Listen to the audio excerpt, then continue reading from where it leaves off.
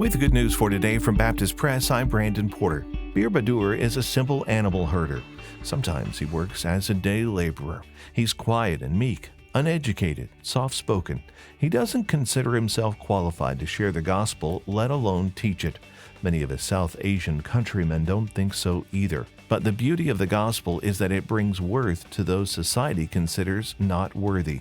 Bir Bahdur became a believer by hearing Bible stories that were translated into his language by a coalition of international mission board workers, the Omega Training Partnership Translators, and another international translation organization.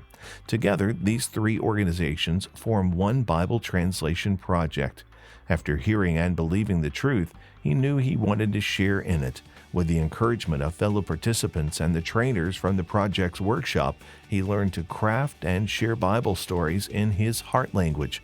So far, they've overseen the completion of Bible stories set in 23 languages among many of the least served people groups of South Asia. Jason Lovins has shared his story of being spared from abortion with audiences across the country for years. But for the first time, the story is being told in music video. The Jason Lovins Band's new single, Constant, features guest vocalist Russ Lee, the lead singer of CCM supergroup New Song.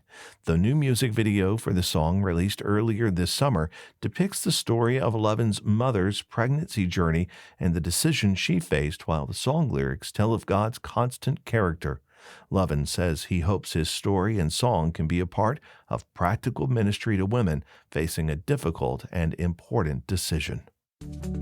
Good News for Today is made possible through our friends at the Voice of the Martyrs, a nonprofit organization that serves persecuted Christians around the world. Founded in 1967 by Richard and Sabina Wurmbrand, VOM is dedicated to inspiring believers to deepen their commitment to Christ and to fulfill His Great Commission, no matter the cost. Find out more and sign up for their free monthly magazine at vom.org/goodnews.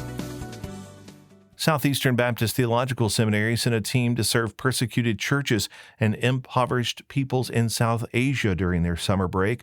The trip was designed to give students an appreciation for the persecuted church and enable students to support and serve alongside pastors and ministry leaders who are suffering for their faith. The team ministered in a leper colony and in some of the world's poorest slums.